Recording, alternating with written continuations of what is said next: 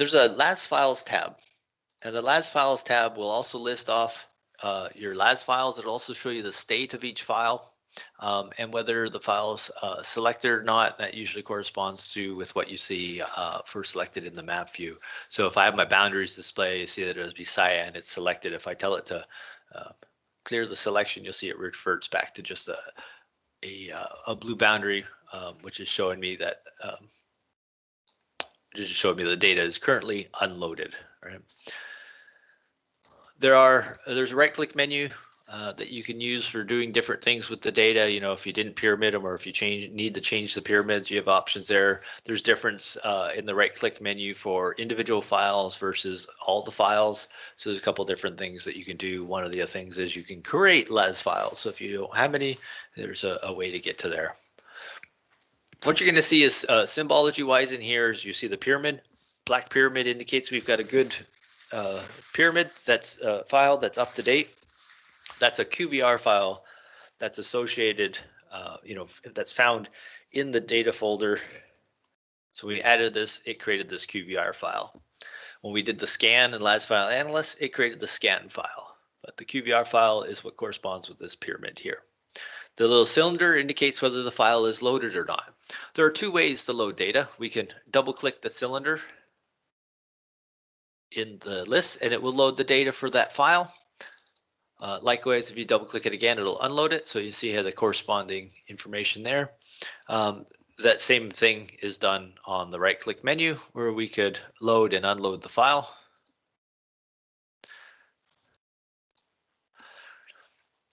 The other way to do this is graphically. So I've got boundaries displayed, and if I turn on the select files graphically, that's going to allow me to do what I did here. So I'll just clear the selection, and I can grab that selection by just selecting in the boundary. So we can, you see an interaction between the list view of the files and the map view. Right? The other option you have is a selected load files graphically. So if I select the file, then it will load that file for me. And this is really handy if we're working with large data sets, because I may want to have, you know, a whole county of data in, but maybe I'm going to just load some smaller sections to do different things with so that I don't have too much data loaded at the same time, or that I limit the tin that's coming off that data, various other reasons that you may limit that information.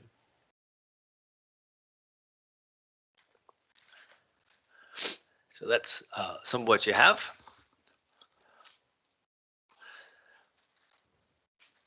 With your data loaded,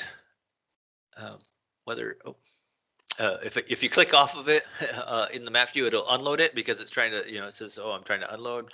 I can say graphically load that there.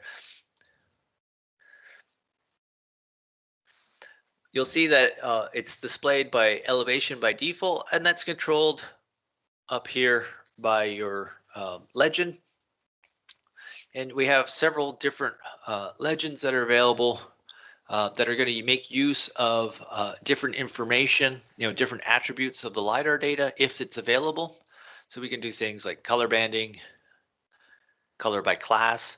Remember, I mentioned that there are classes, you know, of ground, and then 3, 4, 5, which are canopy, which is by default colored green, and then our buildings class 6, which is colored red. There is a return combination. I'll come back to the other two after a little bit. Return combination, remember I showed you the little graphic of the waveform, and we pick these discrete returns. And so if we have, you know, if we have clear open fields, we're just gonna have a single return. And if we have areas of vegetation, we're gonna have multiple returns in there. So that's the coloration that you're seeing here. If we color by point source ID, in this case here, so normally point source ID is related to a flight line. In this case, the point source ID that's in these files is associated by file. I say it's by file because there's you know, tile looking boundaries here. So I assume that looks similar to what I would expect to see in you know, what would correspond to the boundaries as displayed in LIDAR server. There's a display by RGB values, but as we saw in LAS File Analyst, there are no RGB values on these files. So that's disabled because of that. If we display by file, in this case, I've only downloaded one LAS file, so it's going to show me just the one file in this instance here.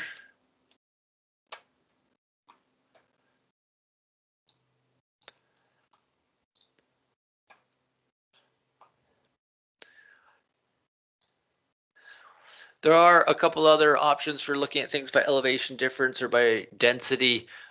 You know, so you have some different analysis things that you can do, though these two display modes, because LP360 does use the pyramids for displaying, and we can see that up here where it tells me how many points it's displaying, it says me a percentage. So I'm not looking at all of the data, I'm looking at some percentage of the data.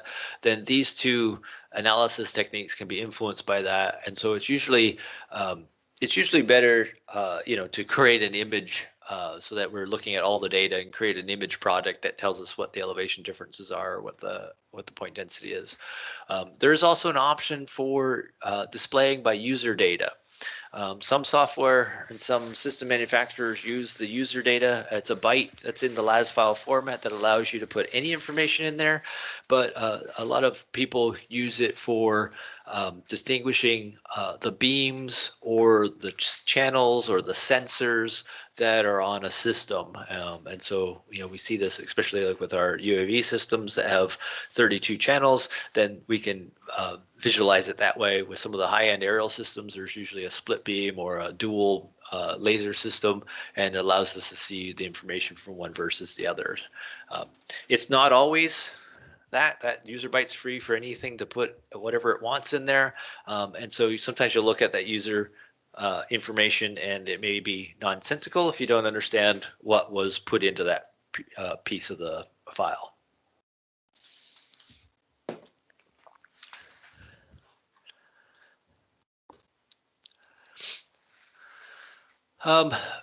We're displaying whatever point, you know, we're displaying all the points we're visualizing here. If we want to change symbology, if we want to change what points are in here, let's go ahead and display by classification again. Let me just turn this off to give you a bit more view. And if you click on the yellow filter funnel looking button, that'll pop up the display a live view. And live view is our way of turning off and on or changing symbology for what you're visualizing in the display. We'll see the different classes. So if I do something like turn off class 6, I can uncheck class 6 and I'm in the classification tab. I'm filtering using that tab, and you'll see it's live view. You know, the updates are live by default. So when I uncheck class 6, the buildings go away. When I check it again, the buildings reappear.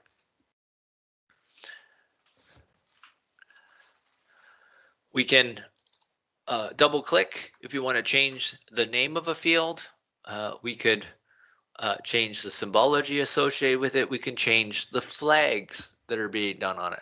So one of the things that you'll see is mine by default is set up to not display points that are withheld. Those are usually points that have been withheld from processing. Those are usually flagged as points that are noised or not to be used in processing. So by default, I usually skip those. And overlap points, those are the ones I discussed. So they're kind of the butt match, edge match data. And so I usually have that set clear. The way that my filters are set up is because I have a setting. We'll show you that. Let me just close out of this for a second. I'm not going to save any changes. If I go to File, Project Settings, part of the project settings are not just project settings. It's a little bit of a misnomer. These are really a settings, and there are global settings. And part of the global settings tells it when I'm setting my, when I'm creating a new filter, then these are the flags that I want to set by default. And because I normally set to ignore the points that are withheld or overlap, then I say I want to only use, or I only want to filter to only the points where those are clear. Right, so I'm only filtering and displaying points where that withheld flag is clear. So it always takes a moment to kind of wrap your head around the meaning on the flags, but ignore means you don't care what it is. Set means it's got to be that flag only, and then clear means that flag can't be set. So it's kind of the three different states. There's some other information in the settings that can be useful as well, depending on what you're trying to do. If you do change these to match mine, that's fine.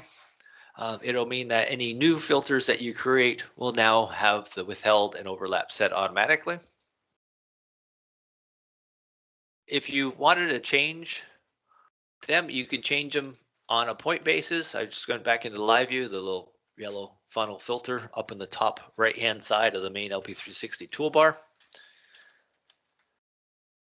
I can pick classes or flags for a particular class code, or if I select, if I multi-select either, I can do select one, then hit Control A, that selects all of them. And if I then hit settings, you'll see that it grays out the settings that are like, I can't set everything to the same name, but I could set same symbology or same size of a point, and I could set the same flag. So if you didn't have your withheld and overlap flags set to clear, then you could change them now at this point to tell it that for all of these classes, I want to only look at points if those two flags have no are not enabled, right?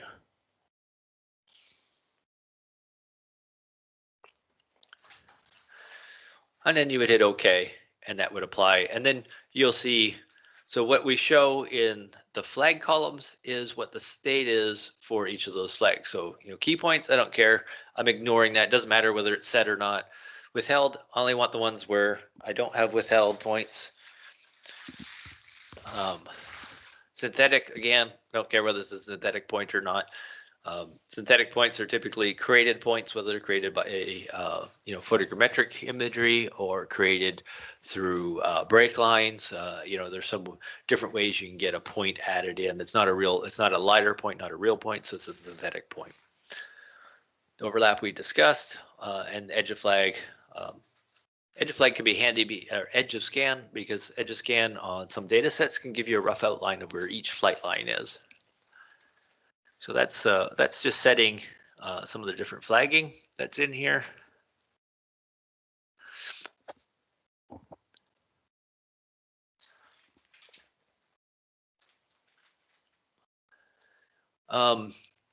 Whenever we make modifications to a filter, you're going to see the less than greater than symbol bracketed around it. That tells me that that filter has been changed from what it was and has not been saved.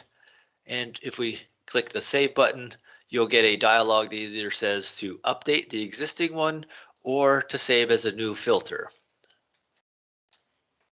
So the filters are not saved until you save them. So if you make a mistake, make a change that you didn't like, you can just cancel out, close the dialog, tell it not to save, go back in, and you'll be back to where you were originally. In this case here, let's update the all points filter with those flag changes on it.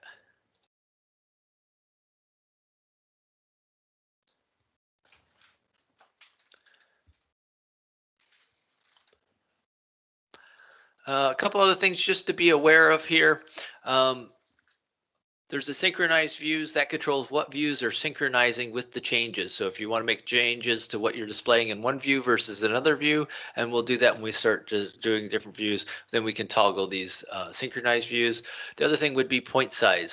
Sometimes we might want to change the point size. There's a default size in the legend. So for each class, there's a size associated with it. And so if you have point size of L, that means use whatever's described in here. We can change that for a particular size. So if we're trying to make something stand out, we can do that here. We could change the size for all points by varying it off of use legends to setting some point size, and you'll see the corresponding points will change. So that's kind of the quick way of changing it for everything, and it affects whatever views you have selected on. I'm going to leave mine on legend, which is using a point size of 1 for the moment.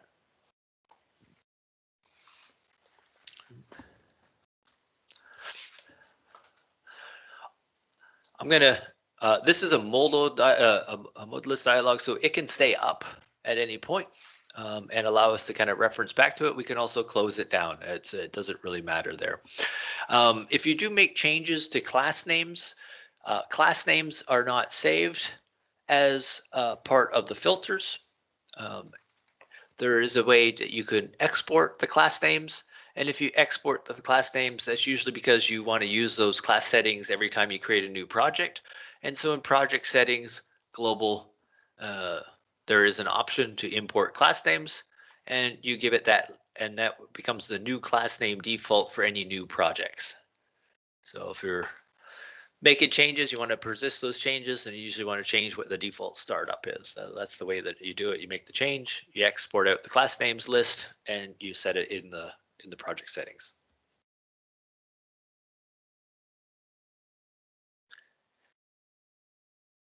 You'll notice that there, I've talked about just about classification at the moment. There are other options as well, so we can filter at any point based on the available information. So if there are attributes and the attributes exist in your data set, you can use those as filters. We try in LP360 because these filters can get quite complex and there's a lot of options. We flag with the yellow symbol on the tab in which there is some filtering going on. So if we're doing some sort of filter, so by default, if you're not filtering on any flags, then you wouldn't have this yellow symbology showing on the classification tab. But as soon as I added that flag filtering on, then we're doing some sort of classification filter. And so we show that that's where the filtering is happening. So even though it says all points, I'm actually filtering out some of the points in the display. Okay. We can import and export these filters. You can delete them, you can save, as I showed. So there's various different things that we can do, to take anything that we create and move it from machine to machine, share it from person to person, so that everybody doesn't have to do the same changes. So to show an example of that, let me use a tool in LP360 that's handy, and that is we use the identify, and that is on my left-hand toolbar. That's my navigation toolbar. You'll see this identify tool. And if I click on a point, maybe I'll click on a building point. It shows me it's a building point. So I'm looking now at the identify tab. It automatically switched over to that. It's going to show me the buildings are on class 6. It gives me the values associated with that, so it gives me some detailed information on that particular point, which could be handy for different things. And one of the things it gives me is the elevation of that point. So the elevation of that particular point I chose is 315 meters.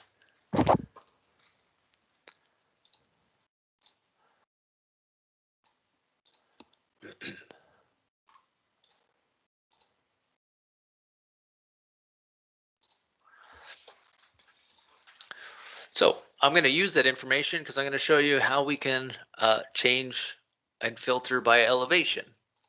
So if I go to the elevation tab, one of the things we can do is I could say, well, I know my building roofs are somewhere around 315 meters.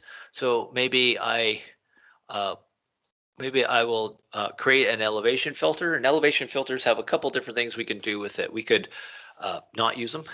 We can superimpose, where we can overlay a color over things of that elevation range, or we can filter to show me just those elevation. So we'll take you through that process here.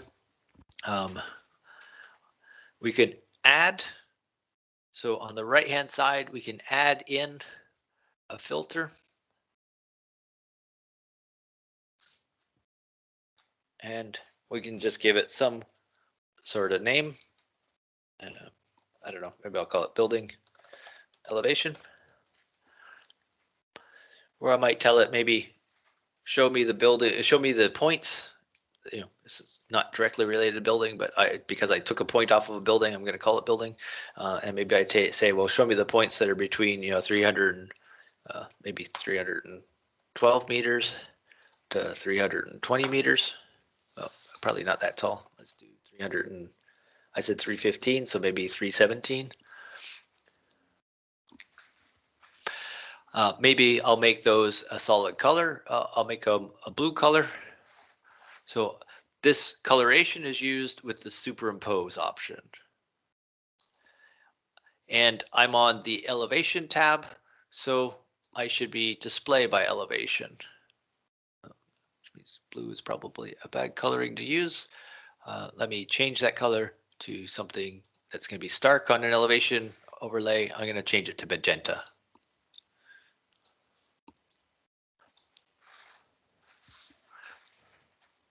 It is coloring anything in the range of 312 to 317 meters. That's not in reference to ground. There's just elevation value that's associated. So while at the coast, we're looking at the height of the buildings. Up coast, we see value here.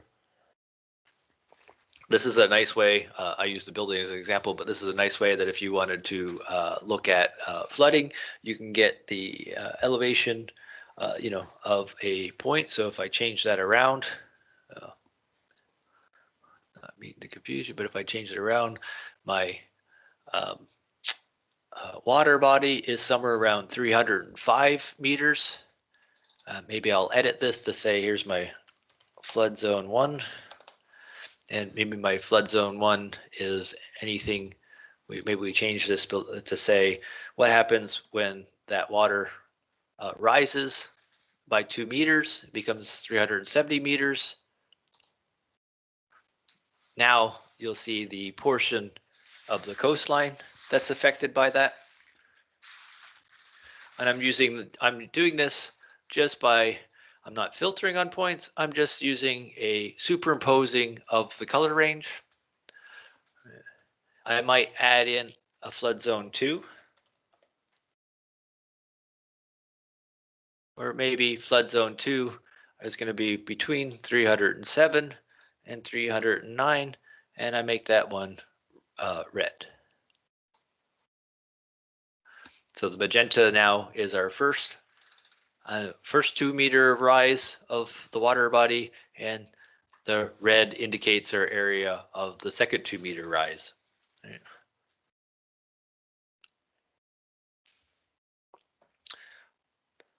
Perhaps I'm wanting to actually just see the points for that. Then instead of superimposing, I might filter. And now you'll see the filter shows up because now I'm filtering what's in the display to only show me the points that fit these criteria.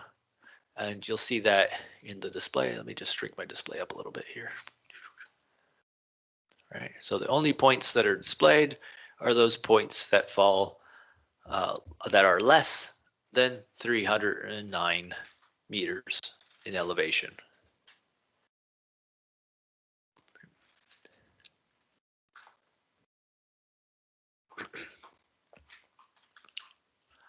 So there's, some of the other tabs work similarly where you can create these different builds. There's some different options in here. We can turn on and off so that we just display the one particular zone. So you have lots of flexibility here with using display techniques for isolating points, filtering down to certain points, or for how you display those points. I might turn off the filter, and when I turn off the filter, it doesn't matter what settings are in here. I'm telling you, ignore the elevation tab now. Right? So I've turned it off. It doesn't matter if I turn on and off. These points don't change because the filter says ignore whatever's in there. With several of the different tabs, there is symbology associated. So you'll see in here, there's a default gradient. There's a default point size when you're displaying data by elevation. And you can change that. You can change the stretching. You can change the color band transitions. So there's different options you have for display.